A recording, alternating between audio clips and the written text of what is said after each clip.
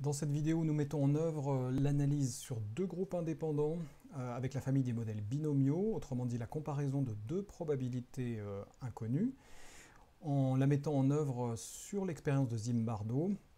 Donc vous vous rappelez qu'il comparait deux groupes expérimentaux, un groupe qui a été soumis à un expérimentateur antipathique. Donc dans le calculateur intégré à la page que vous avez ici, on peut saisir les noms de groupes, ce qui sert de repère, et puis un autre expérimentateur qui s'est montré sympathique, ou le même expérimentateur qui a joué les deux rôles. Je pense que c'est comme ça que ça s'est passé dans l'expérience originelle. Rappelez-vous, dans la condition antipathique, conformément d'ailleurs à ce que la théorie de la dissonance cognitive prévoyait, nous avons obtenu un nombre non négligeable de recommandations de l'expérience pourtant désagréable que représentait le fait de manger des sauterelles grillées.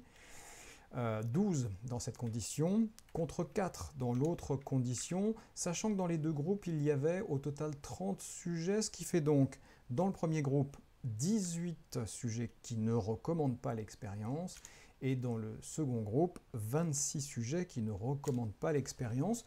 Vous notez que dans ce petit calculateur qui est intégré ici à la page de cours, vous devez saisir non seulement le nombre de fois où le comportement cible est apparu, mais également son complémentaire sur le total de sujets, ce qui permet au calculateur bien sûr de reconstituer les effectifs de groupe 30 et de pouvoir calculer le rapport de vraisemblance dont nous avons vu la formule.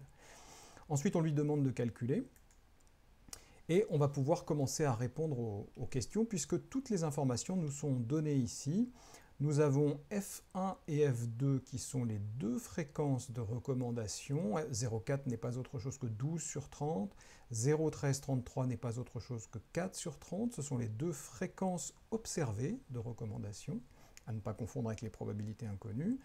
Et puis F12, F12, ce sont les fréquences de recommandation ou la fréquence, puisque vous voyez bien que c'est la même valeur, que nous retiendrions si, à la fin des fins, nous concluions au fait qu'il n'y a pas de différence entre les deux conditions. On va s'habituer bientôt à avoir des estimations de fréquences qui sont placées sous la dépendance des modèles, c'est-à-dire c'est le modèle que l'on conserve, le modèle le plus vraisemblable, qui est celui qui dirige la manière dont on calcule une fréquence d'apparition d'un comportement cible. Pour l'instant, on ne sait pas encore.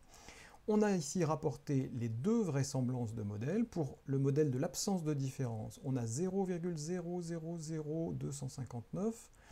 Ça, c'est sa vraisemblance. Et pour le modèle de la différence des probabilités, L1, on a 0,00104 à peu près.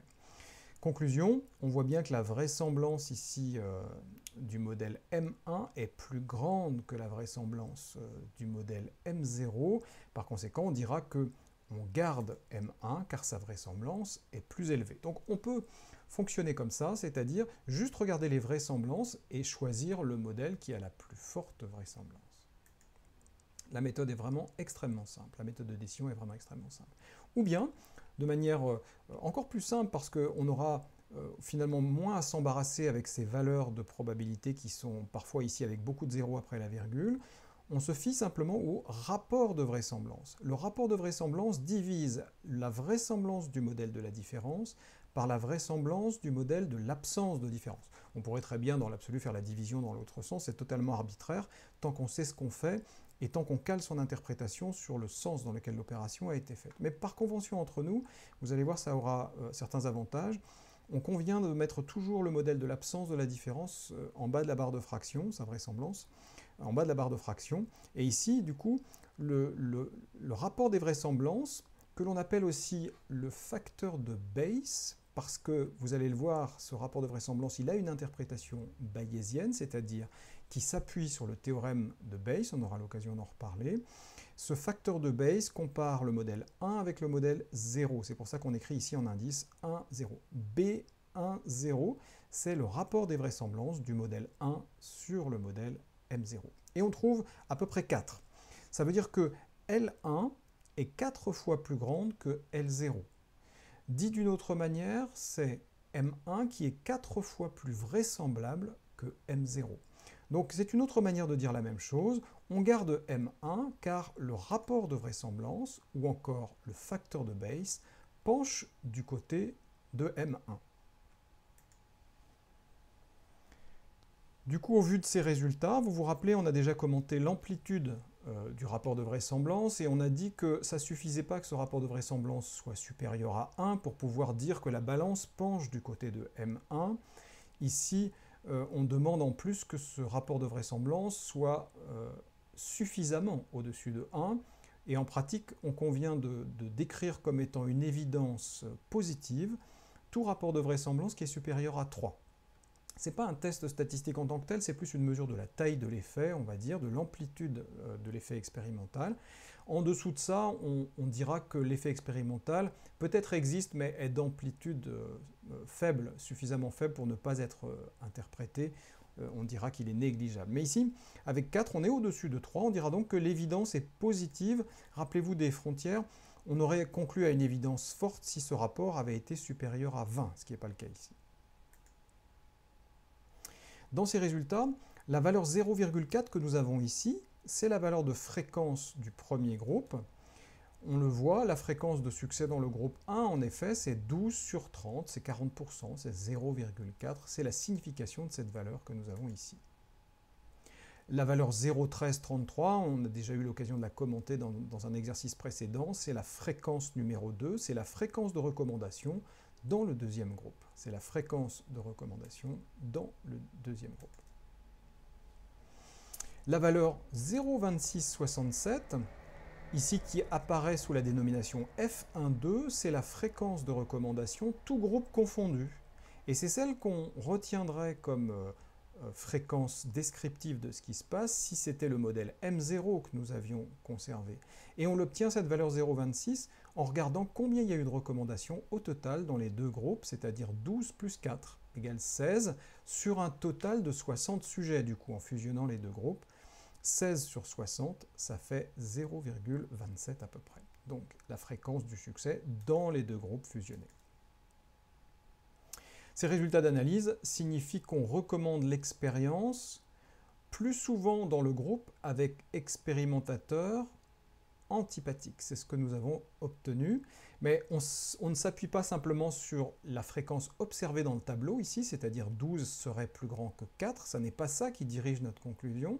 Ce qui dirige notre conclusion, c'est deux étapes.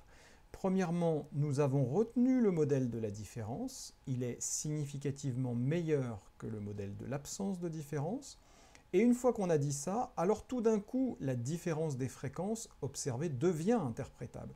On s'autorise à interpréter cette différence parce que nous avons retenu le modèle de la différence. Ce sont là les deux étapes qui nous permettent de dire en effet que plus souvent, dans le groupe avec expérimentateurs antipathiques, c'est-à-dire significativement plus souvent, on recommande l'expérience à quelqu'un d'autre.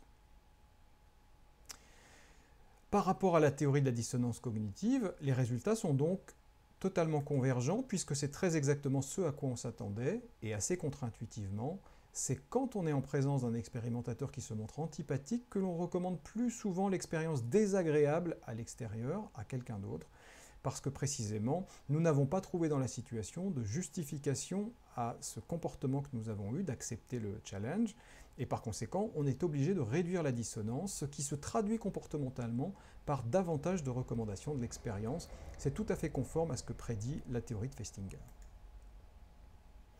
Au final, imaginez, pour changer un petit peu le cadre d'interprétation, imaginez qu'en fait, dans le deuxième groupe, on aurait obtenu non pas ici 4 sur 30, mais 11 sur 30. Autrement dit, 19 sujets n'auraient pas recommandé l'expérience à l'extérieur. Cette fois-ci, les valeurs changent, bien entendu, les valeurs ici retenues changent. On voit que le rapport de vraisemblance, cette fois-ci, tombe en dessous de 1, ce qui veut dire que la vraisemblance de M0 est plus grande que la vraisemblance de M1, le rapport des deux étant plus petit que 1. On voit qu'elle est à peu près 3 fois plus grande en effet. Le rapport est à peu près de 1/3, il est même plus petit que 1/3 encore. Autrement dit, c'est clairement le modèle M0 que nous aurions retenu. Si c'était vraiment ça les résultats expérimentaux obtenus, ça n'est pas le cas, mais si c'était vraiment ça, on aurait gardé le modèle de l'absence de différence. Et du coup, le meilleur résumé des données que nous aurions n'aurait pas été les fréquences séparées F1 et F2. Cette fois-ci, nous sommes dans le modèle de l'absence de différence. C'est lui qui serait retenu.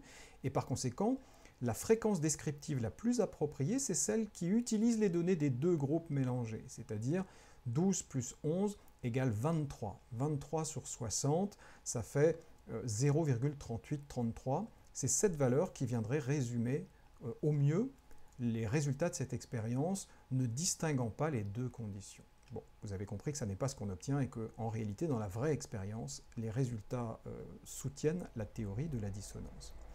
En résumé, vous voyez que la mise en œuvre de cette méthode de comparaison de probabilités inconnues est extrêmement simple. Une fois qu'on a saisi ces données dans le tableau intégré, dans le calculateur intégré, on regarde immédiatement le rapport de vraisemblance et c'est lui qui nous permet de regarder dans quel sens penche la balance, du côté du modèle de la différence ou bien du côté du modèle de l'absence de différence. Si je résume la totalité de la démarche que nous avons vue ensemble le long des 5 dernières vidéos, alors on peut dire que nous avons été amenés, au fond, à mener de concert une réflexion à 3 niveaux différents. Nous avons manipulé des théories, nous avons converti ces théories en modèles statistiques. Pour chaque modèle statistique, nous avons calculé des vraisemblances. Ces 3 niveaux ne manipulent pas le même type d'objet. Les théories sont formulées en mots, les modèles sont formulés comme des distributions de probabilités, et les vraisemblances sont des nombres dont on peut juger qu'ils sont plus grands ou plus petits. Le modèle de distribution sous la théorie qui dit qu'il n'y a pas d'effet de dissonance est un modèle qui affirme que les deux probabilités de recommander sont exactement les mêmes dans les deux conditions. Le modèle portant ou affirmant la dissonance et sa réduction est un modèle qui dit que les probabilités de recommander sont différentes d'une condition à l'autre. Et pour chacune, nous avons calculé une vraisemblance, ou plus exactement le rapport de ces deux vraisemblances. Au fond, la démarche complète de A jusqu'à Z est en 6 étapes. On formule des théories psychologiques qui s'opposent et qui sont en concurrence. On identifie ensuite, en regardant quelle est la nature des données qu'on a, c'est-à-dire de la variable dépendante, quel est le modèle de distribution, dit encore le modèle de l'échantillonnage qu'on va pouvoir conserver. Ici, on a choisi le modèle binomial en argumentant que les comptages que nous avions pouvaient tomber sous le coup de la loi binomiale. Au sein de ce modèle binomial, c'est la 3e étape, nous avons fait certaines hypothèses qui viennent traduire les différentes théories, c'est-à-dire dans un cas pi1 égale pi2 et dans l'autre cas pi1 différent de pi2. Ce sont les hypothèses statistiques au sein du modèle. Ensuite, pour chacun de ces sous-modèles, on a calculé les vraisemblances intégrées par les formules que nous avons développées. Plus exactement, on a préféré présenter les choses sous la forme d'un rapport de vraisemblance. Ça dit exactement la même chose, mais c'est juste plus sobre à rapporter numériquement. On a trouvé 4 à peu près. Autrement dit, on a découvert que M1 était 4 fois plus vraisemblable que M0, ce qui pour nous est une évidence positive en faveur du modèle M1, puisque nous sommes au-dessus de 3. Et au final, c'est lui que nous avons conservé, ce modèle M1. Autrement dit, nous avons affirmé que les données sont compatibles avec la théorie de la dissonance. Et une fois qu'on a affirmé ça, que c'est ce modèle qui, pour nous, est le meilleur dans cette situation, on peut, pour interpréter le sens de la différence, parce que strictement parlant, ce qu'affirme M1, c'est la différence des probabilités, mais encore faut-il, pour pouvoir dire que les choses vont dans le sens de la dissonance, que nous montrions que c'est bien dans la condition antipathique que la fréquence est la plus élevée. Donc, dans une 5e étape, nous avons regardé ces fréquences de groupe, 0,4 et 0,13. On voit bien qu'en effet, il y a en fréquence plus de sujets qui recommandent l'expérience dans la condition où il y avait moins de justification externe, comme l'attend la théorie. Autrement dit, ces estimations de paramètres, comme on les appelle ici, elles nous offrent en quelque sorte une espèce d'estimation grossière de ce que sont les probabilités inconnues. On voit que la différence, dont nous avons conservé le caractère significatif désormais, la différence va bien dans le sens attendu, on le lit à travers les fréquences empiriques. Et enfin, dans une 6e étape, une fois qu'on a dit ça, on peut conclure psychologiquement en disant qu'en effet, ici, la théorie de la dissonance rend bien compte de ce qui se passe concrètement dans cette expérience, que les gens, en effet, ont bien tendance à recommander davantage l'expérience dans une situation où il y a peu de justification externe. Comme vous le voyez, cette méthode est vraiment très simple à mettre en œuvre. Une fois qu'on l'a testée sur 1 ou 2 ou 3 situations expérimentales différentes, eh bien, elle est très naturelle et très facile à interpréter. Je vous invite à tester les exercices supplémentaires qui sont à la fin de cette fiche pour pouvoir vous y entraîner.